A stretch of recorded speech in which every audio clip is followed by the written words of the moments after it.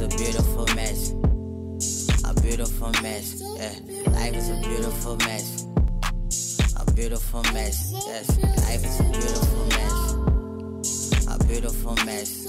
I'm trying, I'm crying, I feel like I'm dying. I'm doing my best. Hi, everybody. Welcome back to Being Human and Other Shit. I'm Staci. I'm here with my lovely co-pilot, Melissa. We get to sit close today, so this is really exciting. We got the snugs going on today. Today we just want to acknowledge that we're on the ancestral homeland of the Miwok people. We acknowledge them as the past, present, and future caretakers of this land. And today we have the beautiful Cousandra with us. Hello. She's going to be talking about a pretty tough topic today, and it's going to be about domestic violence and her experience, and what led to that, and then where she's at now with it. So if you want to just get started, Cousandra, and just tell us a little bit about yourself, your background, and we'll just take it from there. A little conversation.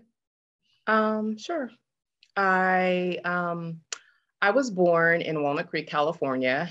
My mother was older when she had me. She was about 42, 43, and almost 43.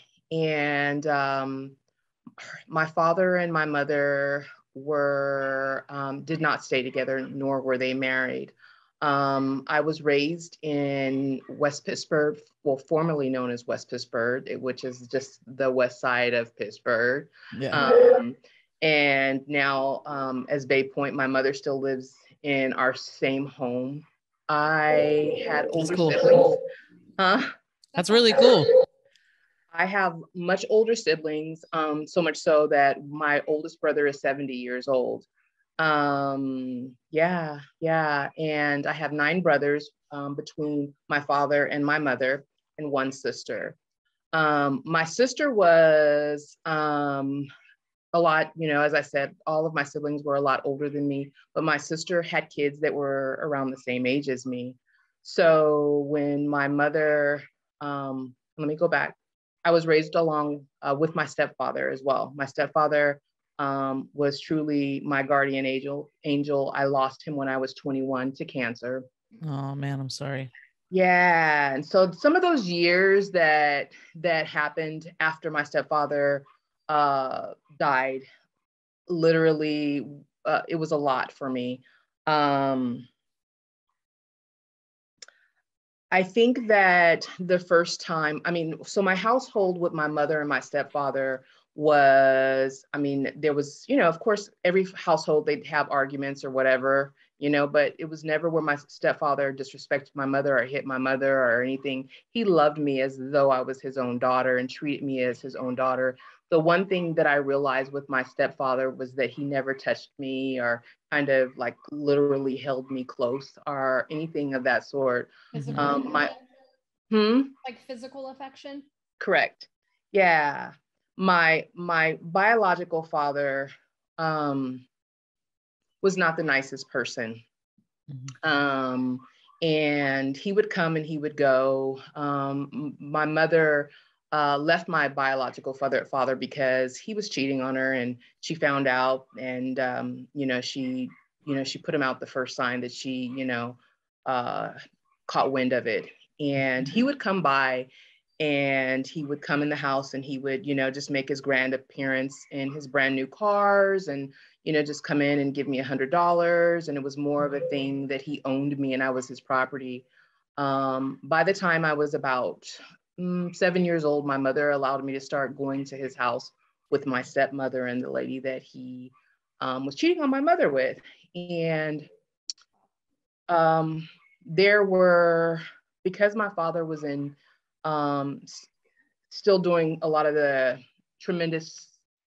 wrong things that he was not supposed to be doing. A lot of the times I would go to his girlfriend's houses and wake up at his girlfriend's house, and then go to, his home with, his wife and my older brothers. I was afraid of my father. I was very afraid of him growing up.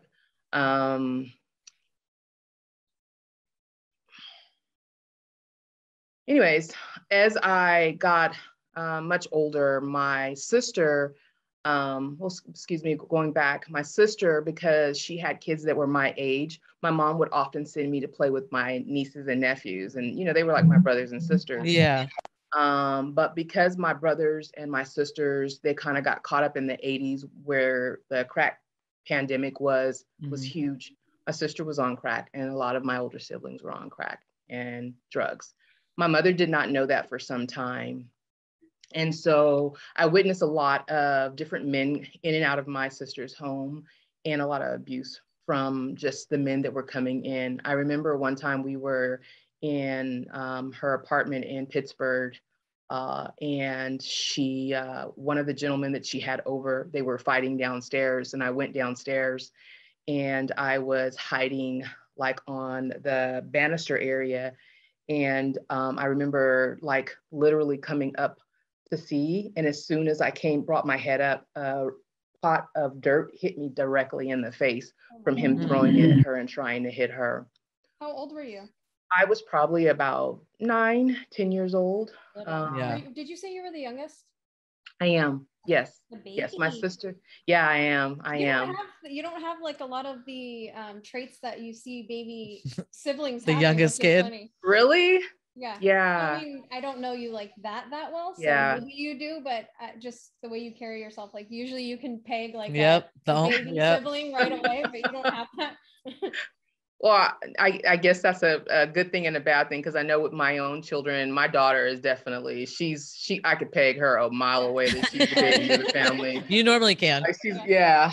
You're the exception. So I threw you off there. Sorry. So that's you okay. had seen the dirt hit you. Yeah, the dirt hit me in the face. And it went on like that. And then finally my mom got wind that my sister was on drugs and intervened. And she ended up allowing me she never sent me back over my sister's house again. And in fact, she ended up taking my nieces and being their guardian until my sister got herself together through a program. And then my sister was able to get her kids back. You know, in that time, my father would still come in and out of my life.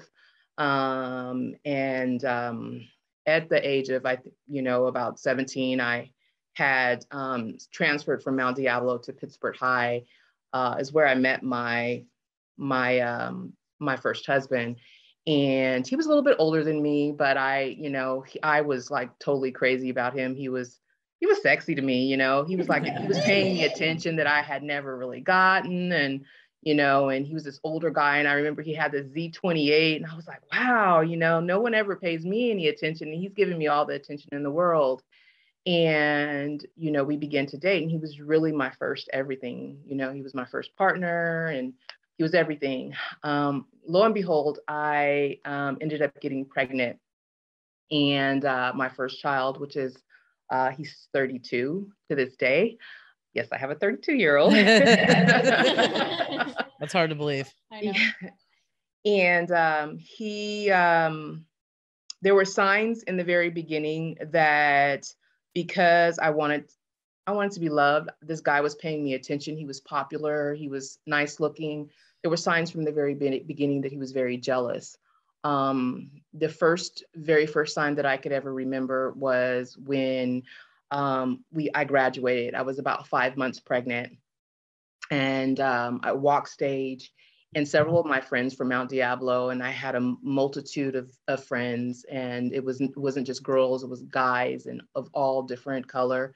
And they came to see me graduate because they had graduated prior to me graduating. And so they came down to just congratulate me. And he didn't like that. He didn't like that at all. And so, we hugged, and and I could tell instantly that by the way I introduced him and the way he was very sour and the way he said hello, that something was off. And so immediately, after that, I cut it short, and we went and got in his Z28, and he began to scream at me, just, that it was disrespectful what I did to him, and how dare I, and, it just got worse and worse as he was driving, and he began to kind of veer the car like he was trying to scare me. And I began to ask him to take me home. And he wouldn't take me home. And he was just yelling the entire time. And I remember driving through this residential area, and he had to come to a stop. And I jumped out the car. And 5 months pregnant. Mm-hmm. 5 months Yeah. pregnant. And I jumped out the car, and there were garbage cans lined up on the streets. And I began to kind of just run down the street to try to get away from him. And he began to drive his car and knock over all of the garbage cans as I was running. It was lightly raining that day, and I didn't have on, appropriate clothes. I just had on my gown, a dress underneath, and I was pregnant. He was able to stop the car in front of me and beg me to get back in the car. And because it was raining and I was scared out of my mind, I got back in the car and I asked him to take me home. Well, he still didn't take me home. He took me to Denny's in Antioch. And I remember walking into Denny's and feeling as though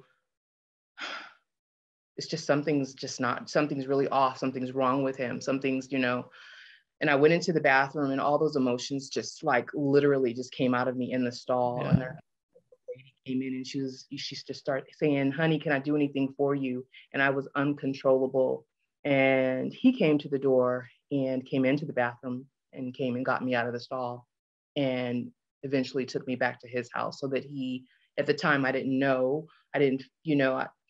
I'm, 18 years old, and I just didn't realize that, okay, he's saying he's sorry, maybe he means it. I wanted to believe him. I'm pregnant with his child, that he was going to do it again, but it came again and it got worse and it got worse. His jealousy was so much so that when I looked around, he had knocked all of the rearview mirrors out of the car, and in our apartment he had knocked holes in the walls and cabinets were missing because of his anger. I lived in that, and I did not share that with my family because I did not want them to judge me, because already they did not want me to date him from the very beginning. It was a biracial relationship, and they didn't believe, especially my stepfather at the time didn't believe in, and my grandmother, in what she would say is mixing blood. There was something going to be wrong with the baby. Yeah. So I didn't want to tell them. And so I hid the fact that he was abusing me for a very long time. I remember coming, when we had our child, there were definitely a lot of signs, but I never paid attention to the signs because it was a cycle for him, and it was a cycle for me now. He would come back and he would buy me a leather coat or Fendi perfume. To this day, I can't stand the smell of Fendi perfume. Yeah. He would always bring me something after he had done something. He was always angry if he thought that I looked at another guy. He used to spit in my face. I remember That's so disrespectful. Yeah.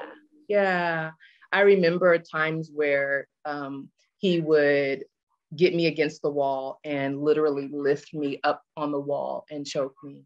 And, still I stayed. And I didn't know when my best friend knew about it. And when she would ask me, and I would say, I don't know why I stay. And I didn't at the time. I didn't know why I stayed. All I knew was that now I have this baby. What am I going to do? I don't have anywhere to go. What am I supposed to do with a baby? I'm young. I didn't know. Now, mind you, I was raised in I was raised in church, and church women stay with their husbands, Yeah. So, that's what I kind of was reared in. But again, my home life was nice in my mom's home. There wasn't any violence, and I didn't see any type of violence, what I'm saying. I think that when I finally started noticing that I needed help is when he was committed on a 5150 in Martinez. And I remember going to court and the judge saying to me, you need to get yourself some help. And I'm thinking at the time, I'm like, why the hell do I need to get myself some help? This knucklehead has been beating my ass. Yeah. Why? And it was like, that question to me really perplexed me for so long. He spent his 3 days in the hospital. Obviously he got out, and we still were together. mind you, his mother was always there to say, oh, it's going to get better. But it was a cycle even for his own mother, because he watched his mother be abused by. Yeah. That was going to be my next question. Did he grow up in a household, watching his father put his hands on his mother? Absolutely. Yeah, he did.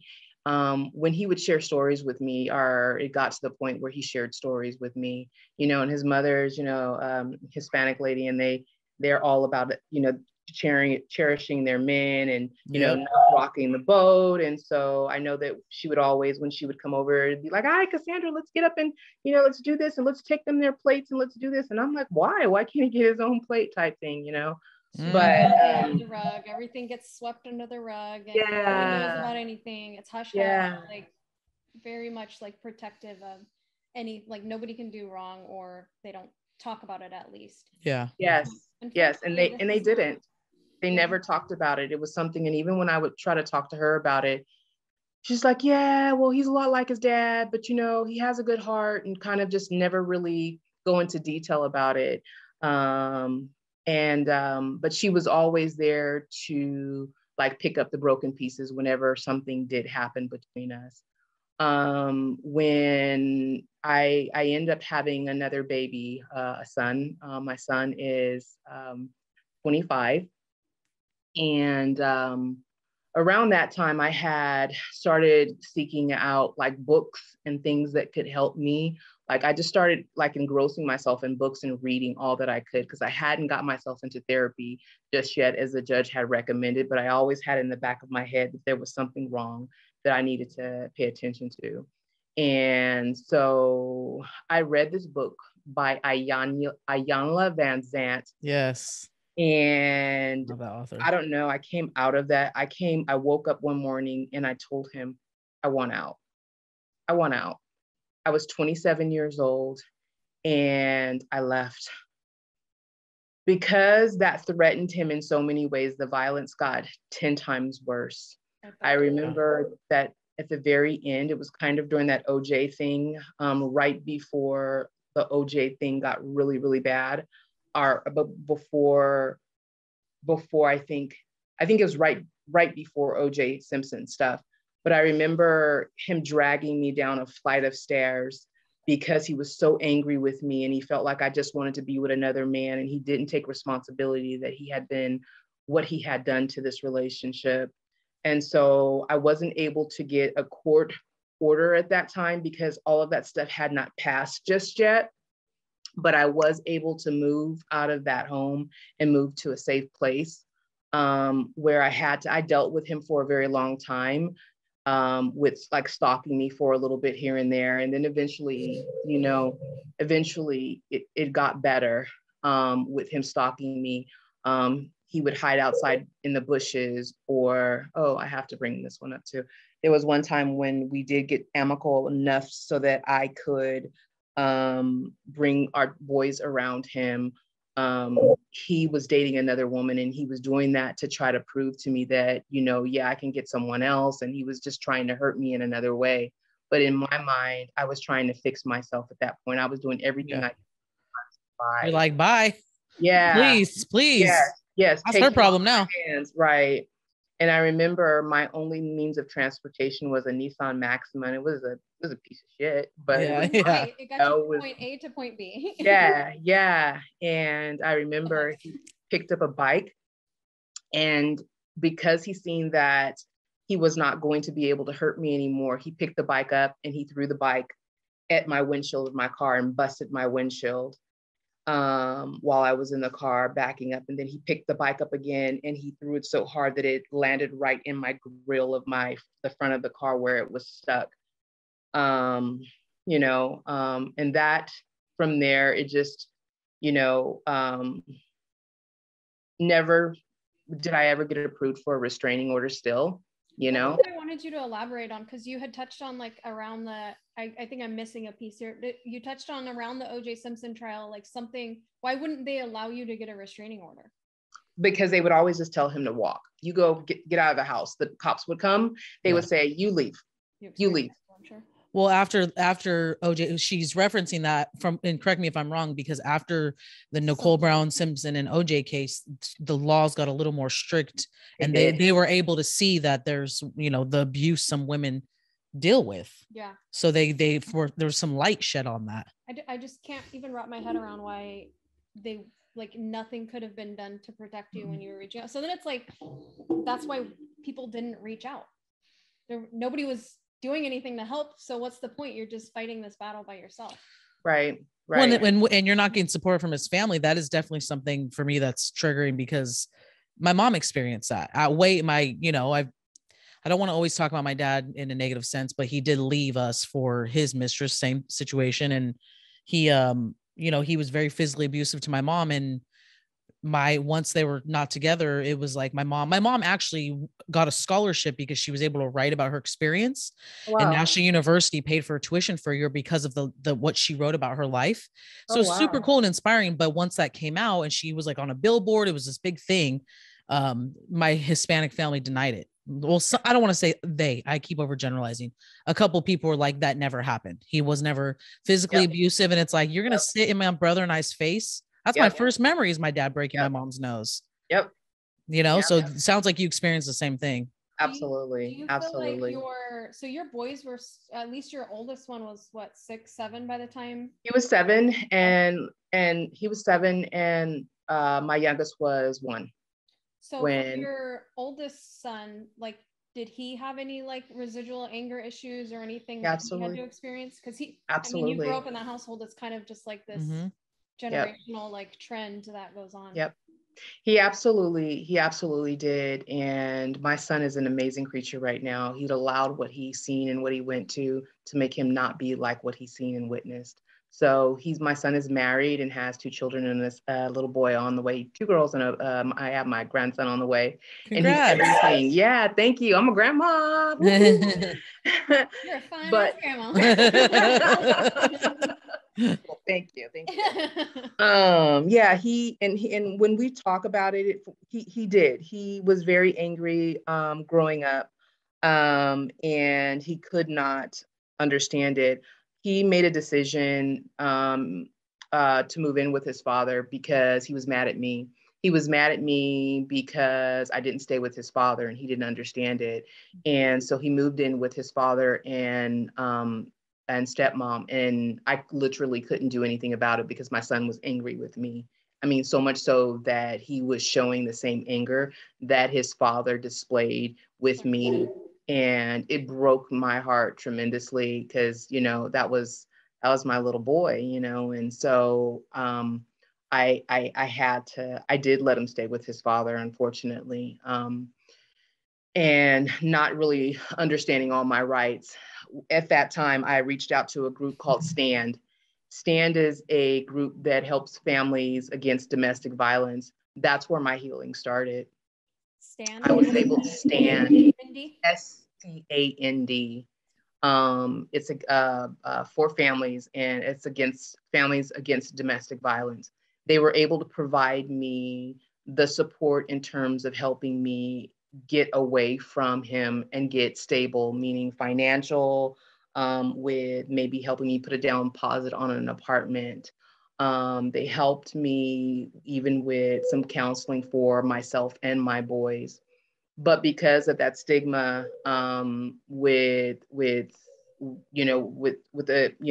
his mother, with him being their father, he didn't want them to participate because, again, in his eye, he wasn't going to ever admit that he ever had done those things. So he didn't feel that his boys would have to do it.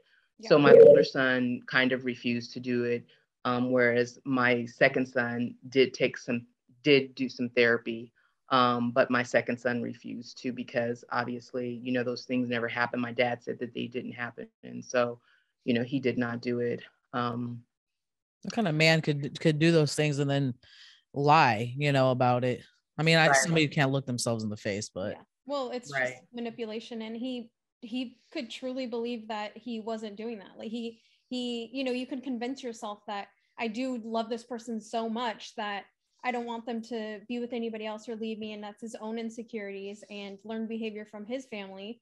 Totally. So it's just like this ugly cycle And I'm so happy that you're part of like breaking that cycle for your kids. Yeah. Well, and we've talked about it a lot. A lot of that is cultural conditioning. You know, a lot of that, you know, being a member of that community. Like, I mean, and I don't think it's just Hispanic community. I know other friends or family members who experience it that are different culture than me, but there definitely is that strong, like, you stay with them no matter what. It's like, you want me to stay in this relationship where my needs aren't being met and I'm being abused. Like, how the fuck does that make sense? Like, Makes none, right? No sense yeah. whatsoever. When my mother finally found out, she was like, why would you stay in this? Why? You know, she just didn't quite understand. And then she did everything she could to help me, whether that was babysitting so I could finish dental assisting school. I mean, she literally like did everything she could to make sure that I was able to succeed on my own and not, you know, have to lean on him. The story gets better, guys. Ready? I'm ready. So because I wasn't still, you know, I went into another relationship right after that. And again, I seen all the red flags. Again, I seen them for what they were. But this young man he was fun. He was extremely handsome. He was fine. In my It'd be like that sometimes. And you know, all I wanted, you ignored the red flags because he looked good, huh? Yeah. And honestly, I was in that relationship for so long, 10 years in that relationship. I literally just wanted to have fun. Never thought that I'm sure out of that charismatic. relationship. That's usually like, you know, they draw you in. Yep. And Yep. You talk about your dad a lot when it comes to yep. that too, so. I never knew that I was going to end up getting pregnant again. And I got pregnant, and that's where my third child comes from. And this relationship was, when I say even more volatile, it was crazy. I had black eyes. I had contusions to my chest. I had a broken tailbone. I remember I was working for a dental office in Antioch at the time. And my doctor, he said to me, he was like, Cousandra, what can we do to help you? You gotta let us know what we can do. And he began to like bring me books to kind of pour into me more. He did a lot of things to kind of try to help me, but still I wasn't whole. I needed more. I needed something more than just someone telling me that I needed to be in therapy, and I hadn't got myself into intense therapy just yet.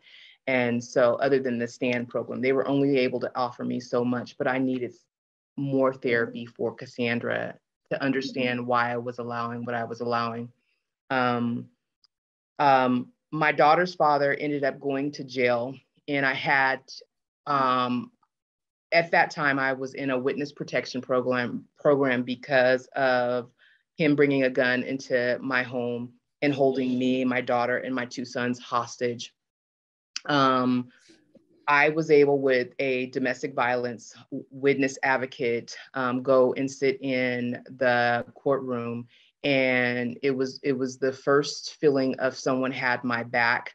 Really, this lady said, you don't have to look at him, but his attorney is going to make you like stand by him and try to make you look at him. So she totally prepared me for that process. He ended up serving time, and he ended up doing 10 years in jail because of now the Oj Simpson thing had passed. Mm-hmm. And there was proof, there was pictures of my busted jaw. I had my jaw busted. And if you look really closely when you see me, you can see where I had my face stitched up on this side because he had hit me so hard that my teeth came through and out my jaw on this side. And it was time for me to take some time for Cousandra. That's when I was able to have, outside of Medi-Cal, that's when I had insurance. I began to get help with Kaiser. I found the most wonderful doctor. She was an African-American lady. She understood me, and making sure that I had someone aligned with I wanted someone who was Christian, who understood some of the things that I came to the table with, but still challenged me on, hey, you don't have to stay with a man just because you're a Christian, right? Yeah. Or, God doesn't want you in relationships and you're taking that. And so I really dug into anything and everything that I possibly could to get myself healthy and whole. And after that relationship, I began to see, like, when guys would come my way, I was an asshole. I was mean as hell because I was like, oh hell no, you got red. Oh You hell got that no, block you got up. 10 You're red like, flags. I'm I cool see now. you I don't need coming. your ass. Mm-hmm. I'll be coming in here. But it's really important for ladies to pay attention to those red flags. And, you know, and when you see those things, talk to somebody. You know, don't try to hold it in and hide it or say, oh, it's not going to happen again, because chances are it's going to happen again. Mm-hmm. And it took me to have black eyes, and it took me to have a contusion and a busted tailbone, which is painful, was really painful. But it took all of that stuff for me to realize that, hey, Cousandra, you got to love yourself more and enough to know that you're worth more. And once I started understanding and learning about myself, and to this day, I do therapy, because I know that with everything that I've gone through, I now have PTSD because of a lot of what I've gone through. And there are a lot of triggers for me. When I sit in places, I always sit, and some people would always ask me, why do you sit towards the door? Because it's my way of being able to see who's coming in that door. And I never knew it until it was pointed out to me. Or if I watch a movie that's extremely volatile, I can't do it. I can't watch it all. Yeah. It would just bring back a lot of difficult things for me. But I love my therapist now. It's not the same therapist as what I had before, but I do know that consistently that I have to take care of myself, you know, because I have little people and I have, you know, my grandchildren, and I want them to see who I am now. You know, my oldest son is, you know, I'm grateful to God that he came out of this, and he's a strong young man, you know. And, you know, he does, unfortunately, you know, have some, you know, some things that he deals with because of what, you know, I allowed him to go through.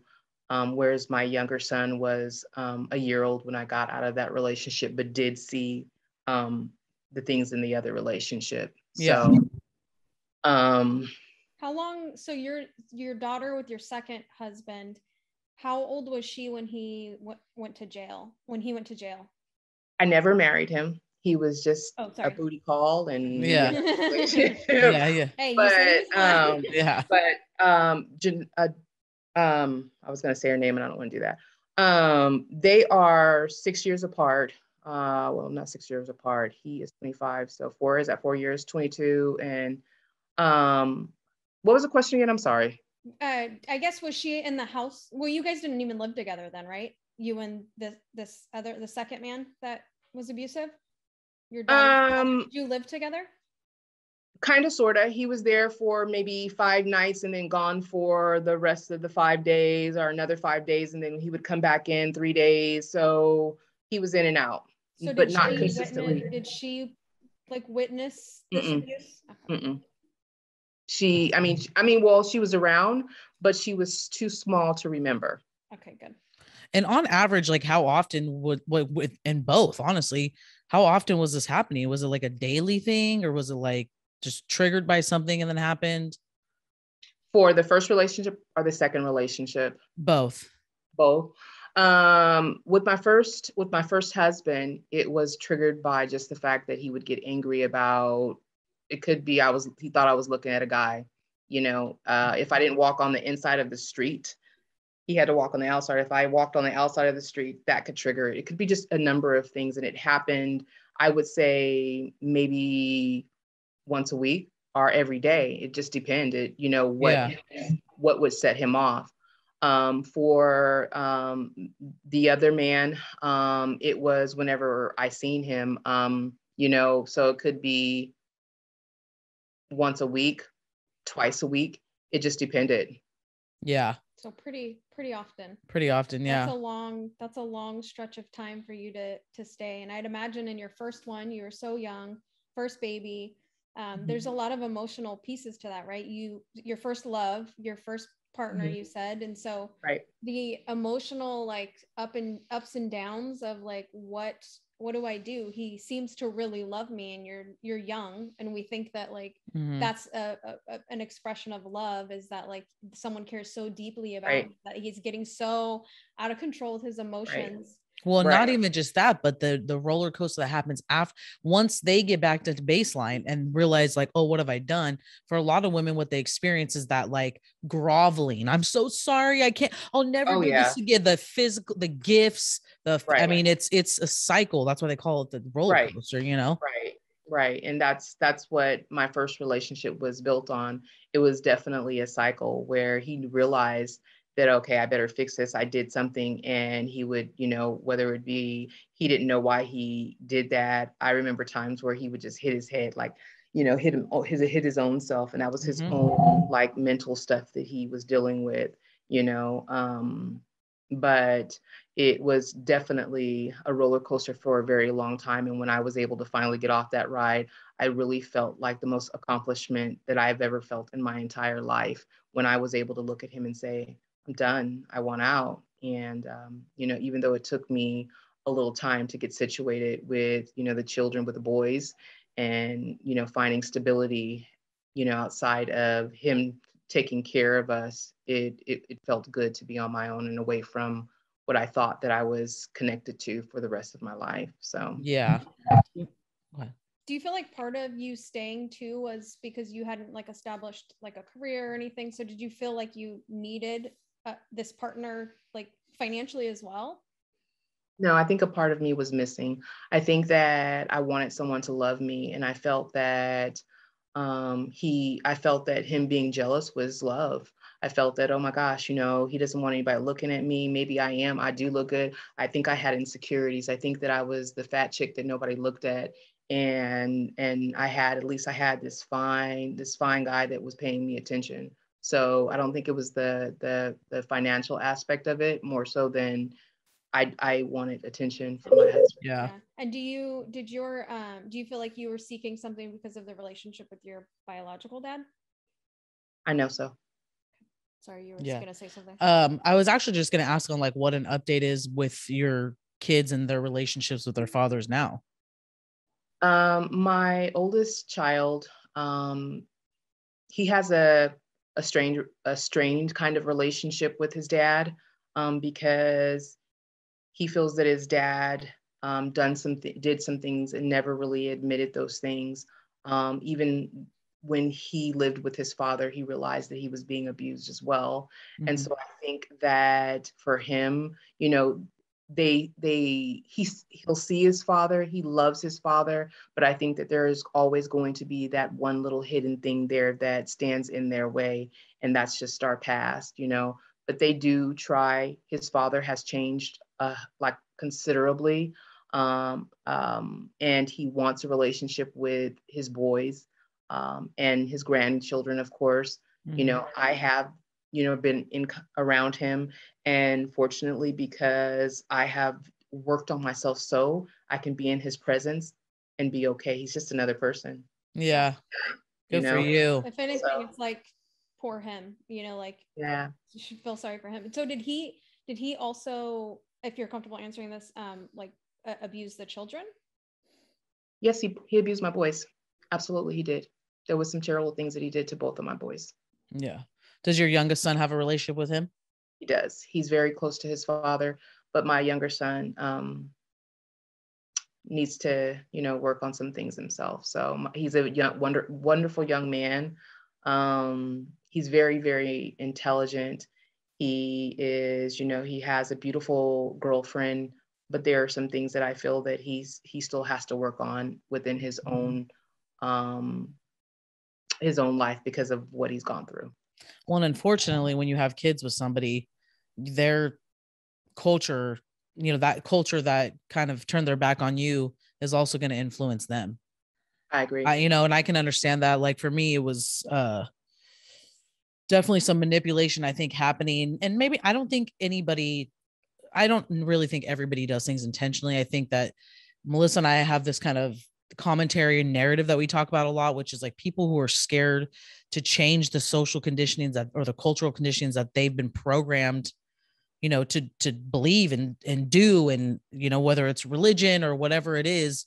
I think a lot of people stay in these like destructive patterns because it's easier. Honestly, it's easier than you as a woman who has gone through abuse and the aftermath of like going to therapy, and you know how hard it is to do the work.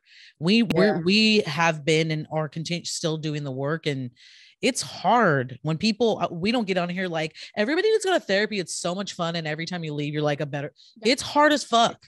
It's hard as hell. Take a pill and then walk away and think, no, it's no. every single day. And when you feel like you got your shit together, guess what? Life's like, haha, bitch. It's like, oh, remember Like, yeah, me? hey, I'm right here. Yeah. Hello. Yeah. Oh no, I was actually waiting my turn for you to get through that trauma. So now I'm here. So now I can jump on your back. Hey, I'm right here still, like, oh God, I thought I got rid of you, but you're still there, and get the hell off, you know? Yep. Yeah. So, you know. If you're comfortable answering this as well, were one or either of them, like, did they also sexually abuse you, or was it just physical abuse? Like, not just. So it was verbal, obviously verbal. I mean, because it was a lot of humiliation, but it was mainly physical. Okay. But you know, it's weird because sometimes it's the verbal stuff is almost worse than the physical, because you can't get rid of that stuff in your head. All of my bruises have gone away, my black eyes, all that stuff has gone away. But the stuff that, you know, it was putting my head, you know, you're fat, you're this, you know, you're ugly, nobody's gonna want you. All that stuff is still there, you know, and I deal with it accordingly. You know what I'm saying? So, you know, sometimes I look at myself in the mirror and I almost sometimes will say some of those things, and then I'll have to remember, absolutely not, Cousandra, you're a beautiful human being, and, you know, have to reiterate that for myself. In my mirror, in my bathroom, I have post-its of things, of positive affirmations that I say to myself every single day, and it's just a part of my life. Mm-hmm. The wonderful thing that I can say is that my child now I have 4 children, and my 9-year-old, she is a reflection of beauty, and I am just so glad that I did the work so that I didn't mess her up. Aww. Like, she's amazing. I like her. Hey, the other ones are all right, but they cool. This last one. I love all my kids. Yeah, that's hilarious. You know, parents really feel like that, though. Oh, I'm sure. I honestly low-key do not think my mom actually likes me. I think that I think tolerates you. I mean, yeah, I think that I'm like the responsible one. I say the same for, I mean, your mom loves everything. Oh, but yeah, I think my mom's probably like, God, she gets on my nerves. So good for your 9-year-old. Yeah. What about your other daughter? What's like the update with her? My 22-year-old, I have to stay very close to, because unfortunately I see a lot of the same signs. Mm-hmm. She is with her first boyfriend, her first love. And, you know, although, you know, I know that she's hiding things from me, and I know that there's some things, I don't think that they're necessarily, he's hitting her, but I can tell in my daughter's demeanor, and just because I can recognize some things that she's allowing to happen, and feeling like that he's showing her love that she did not get. And, you know, her father was gone, and, you know, my mom has these other relationships or whatever. And, you know, I can tell that there are some things. She does get therapy, however. Good. Also has a processing disorder, so it, you know, kind of makes it a little bit more complicated. But she's in therapy. I think that's all really good to hear. I mean, the therapy part, but I think it's hard. You remember your little kids that always say like, sticks and stones can break my bones, but I'm always like, I've always felt the same way. Like when people just say mean stuff to cut deep, like intentionally, those words really sit with you. You know, we all, I'm sure, can remember being teased as little kids by other asshole little kids or whatever. Like there's certain things I can remember. I'm like, damn, that was like so mean. But yeah, your bruises and your cuts go away. And words are deep. It's almost more detrimental than physical abuse. Well, those are the things that you do remember. Like I don't remember. I mean, I didn't like get in fights when I was younger, but like fighting with my siblings, physical. You don't remember at least I don't remember much of the physical you know, altercations with my siblings, but it's like, my brother was like the king of how can I cut you deep with my words, and it would be just like sever you, you know. And so it's like but it was his own hurt coming out, you know, and just trying to project that onto somebody else. And so that's what we're seeing, right? We're seeing it with your first husband. And I think that's part of why, and I don't want to speak for you in your instance, but why some people stay or go back, and it's like they see, just like his mom was saying, your first husband, like he has a good heart, he means well. And it's like, yeah, he could have a good heart, but this is not okay and acceptable behavior. You don't treat other humans. You need to fix your fucking self. You need to work on your own emotional trash, so you stop vomiting it up on everybody else. Yeah. That's right. And hurting people, you know, because from that, you know, that generational thing, look how many people had to be casualties because of, you know, whatever, you know, father did to mom, and who knows what happened prior to that. But look at how many casualties at this point have had to transpire because he didn't get himself the help that he should have gotten, you know. You know, when I noticed some things with my 22-year-old, it made me so angry, you know, and it made me like kind of want to lash out on her because I seen myself, you know, and I had to recognize that, hey, wait a minute, don't do that. Don't scream or yell at her because she's making some of those same decisions. But it was just because in that snapshot, I seen the old Cousandra, and it just really irritated me. And so I talked to her, and I just, you know, I'm just going to continue to give her what that one lady that when I went to court first gave to me. And that was like some deep-seated stuff, you know, where she connected to my heart, you know, and she connected to me. And when she made that connection so that I could finally hear for the first time that, hey, we got this together, I'm going to give all that I can to her so that she understands that you don't have to take crap from nobody, you know. So I love that. So if you could like tell, I mean, you're having these conversations with your daughter, but like some of those red flags that you saw right out of the gate going into your the 5 months pregnant at the game, and you have to run out of the car, like what would you tell yourself at 17, 18, however old you were at that time? Now? You are enough. You're beautiful enough. You deserve better. You deserve whatever it is that you want. You don't have to settle for just, there's tons of people that are going to love you, and know that you're just good enough to be able to make this without that person. And I know that you love that person. I know that you feel that you love that person, but you're so young and there's so much life ahead of you. So I love that. And now, if you could tell somebody else going through this exact thing, and they weren't, and not even that they didn't have the strength to leave, but something's keeping them there, what would you tell that person that's stuck or feels stuck? Talk to someone. Don't be afraid to open your mouth, whether that be a minister, a pastor, anybody that you feel comfortable with, because talking to someone will lead you maybe to someone or something that can help you. Me keeping my mouth shut was the worst thing that I could have done. Had I talked sooner, I probably would have got out sooner. But when I started opening my mouth and sharing what I was going through, help was actually there that I didn't realize would have been there. I felt that it was something else. So talk to someone and let them know, hey, I need help, you know, and you don't have to share details, but at least talk, open your mouth and say, hey, I need help.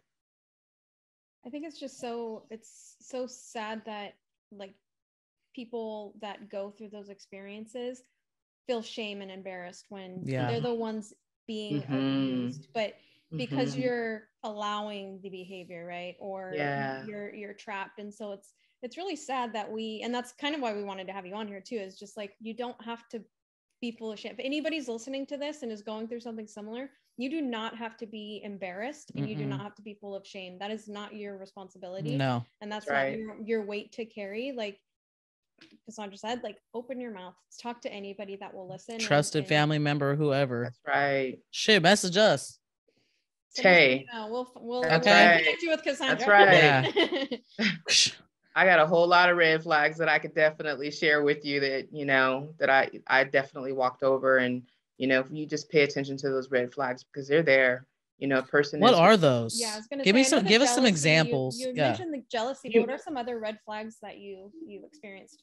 So jealousy obviously was one. Humiliation, those verbal attacks, that may be kind of like oh, I'm just kidding, but why are you looking like that? Why are you talking like that? Why are you moving like that? Just that kind of passive aggressive behavior that kind of slowly makes you feel bad, and you second guess, maybe I shouldn't wear this, or maybe I do look fat in that, those type of things. Or pay attention to how he treats other people.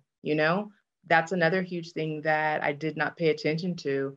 He had a very violent temper when it came to just driving on the road and this road rage. And I got road rage, but I'm not going to get out the car and fight people. Okay. I mean, I will if I had to, but I haven't. So every single time I'm on the phone with Staci and she's driving, there was actually one time that was the funniest time. I'm going to share a quick story. We're talking about like a spiritual triathlon and like all this stuff, right? And we're like Zen meditation. And then she's like, what the fuck? Can you get the fuck out of the road? She starts yelling. And I'm like, right back at it. Okay, so anyways, we were talking about I live in Sacramento. There's like, hella traffic and people drive like idiots. Oh God. And I live in Midtown, so it's like someone's coming out. I mean, I'm in a one-way. I'm like, bro, like get it together. You didn't see me coming. Okay, like come on. Any potential suitors for Staci? Red flag right here. I'm a walking red flag for road rage. Look, I have a little bit of when it comes to driving too. I'm driving all the time. So occasionally I may say, what the hell are you thinking?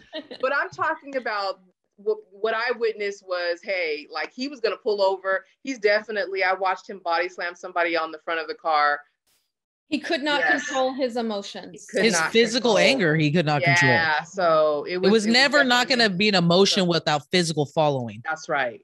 So I didn't look at how he treated other people. I didn't look at how he talked to other people. It was just, as long as, I had him and he was showing me the attention and the affection, that was good enough, and what I needed or thought I needed and wanted. So, but that definitely was a red flag that I walked right over and didn't pay attention to. Those things, it screamed.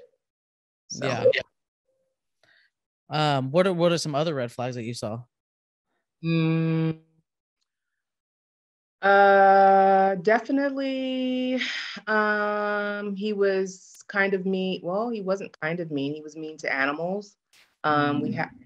Oh God, I'm not going to talk about that. Yeah, that's okay. Yeah. We'll move on. That's all we need to say. Yeah. Well, what is your process now? I mean, I know you've said you go to therapy. Is there any other type of like therapies that you do? You've mentioned ministers and pastors, so I'm assuming that you're involved in your church. Well, I'm very careful with church because as I've grown, I've just learned to be very careful in general. And I think because, I'm constantly, what being part of post-traumatic stress, I don't trust a whole lot of people. And so, people rushing up to me or men hugging me or something like that, if I'm not okay, if I feel some type of sort of way. So I do go to church, but it's and I don't share my story with people in the church because I just don't feel comfortable with it. Yeah. But what I do for myself is, whether that be making sure that I walk daily and I meditate, I spend a lot of time in my own head, because I think that while I was in my stuff, everything outside of my head was fulfilling me. I want to pay attention to everything that's about Cousandra right now. And if it doesn't feel good, I'm not doing it. If it doesn't feel you. Yeah. So those are the things that I do for myself, outside of therapy, is spend time with knowing just being in tune with me, with who I am and what I like.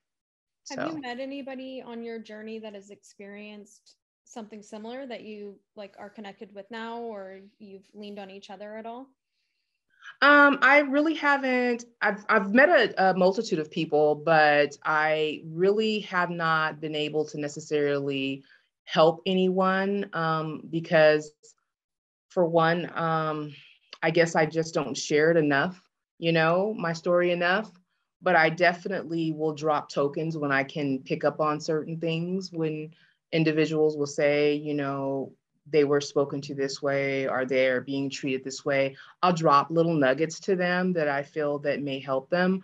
But I don't really ever go into, I've never shared it in this much of what I've gone through outside of therapy with anybody. But I do try, if I can, with certain things to help. And I do not have any young lady or young woman in my life right now. I wish that I did, because I definitely feel that at this point in my life, I definitely can help them, just as I can always remember the lady that helped me in the courtroom. The advocate is what we call her.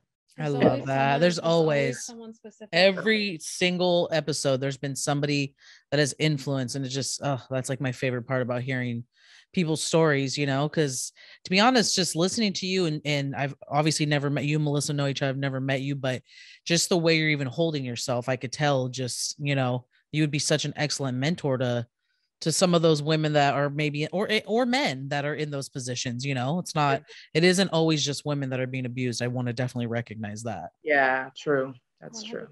I hope that we, Staci and I were really trying to figure out how do we get more community resources, community care, community help out to the people. So I hope that not to put you on blast here on this podcast, you can say no later, but I hope that we can lean on you and we can use you as a resource, and that when other people are experiencing that, or just need to listen, or to just have a conversation with someone that maybe has or is experiencing something similar, to feel like you're not alone, to feel like you're you are valuable enough to not have to deal with that. I think that you would be a fantastic person to connect them with. So I hope that we can put you on our little community care catalog here.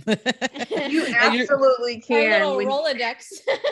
When you first asked me, I was like, yeah, sure. And I'm sitting there thinking to myself, oh shit, I really just told her I would really do this. I'm going to do this. Okay, I'm going to do it. Yes, I'm going to do this. But no, I appreciate that you even thought of me to be someone that would be a part of your podcast. And I definitely am open to being a resource for the two of you guys moving forward, and I would love to be able to. I never want to see anyone go through what I went through, and, and not feel like, they don't have the right resources to get themselves help. So if I can be of help, yes, absolutely, I will. I love hearing that. Well, you would be surprised. I mean, just this alone is a resource, right? There's been a lot of times Melissa and I've had strangers or friends of cousins or coworkers of people we know that'll forward a message this really resonated with me, this episode. And when somebody said this, it's like, man, that's the whole function of why we're doing this, is to spread awareness and build community and, allow people a safe space to share their story. So thank you so much for sharing yours with us. Absolutely. Thank you for choosing us. Yeah. And I wanted you to tell your story too, just because I would have never guessed that you experienced that in your life until you started just dropping a little nugget, a little hint. And I was like, what the, because you were just so kind and composed, and it just, I don't know, you have some other type of human in your mind when you're thinking about somebody, you're so strong, right? And so that's another thing. It doesn't make you weak because you've experienced that, or you're not weak. You shouldn't be embarrassed. You shouldn't be full of shame. So I think that you are a beautiful human, and that you're just a great example for other people that I've been through shit, and you might be going through shit, but that shit is temporary, and we can navigate through it. You're not stuck in it. It's not right. That's right. Shit. Right. You're radiating light. Some of it might be the window behind you, but I definitely think it's you. Well, thank you. Anybody that is listening to this again and wants to connect, or have us connect you with Cousandra, or even Cousandra, I'll make sure to get some resources from you, and I'll also put some links for the STAND program and stuff like that. So I think that just, if you're listening to this and you think that some of the red flags that Cousandra has mentioned, maybe in your own life, or a friend, forward this to them so they can hear this story. And if it resonates with them, it does. If it doesn't, that's fine too. But I think that it just, the more we can spread this message of like, hey, these are some of the things that come up, and this is what this might mean, and this might be the road that it's heading down. I think it's just super important that we spread these messages and spread these stories so that spread spread the message. Spread your legs. Don't spread your legs. Don't do that. So I hope that I hope that your story resonates with somebody, and that could help somebody a little bit more, and your message is spread. So thank you so much. Is there any last words you wanted to say? Nope. I just thank you, ladies, for having me on. I appreciate you guys. Thank you for pouring your heart out. We really appreciate it. Yes, appreciate you. A beautiful mess. Yes, life is a beautiful mess. A beautiful mess.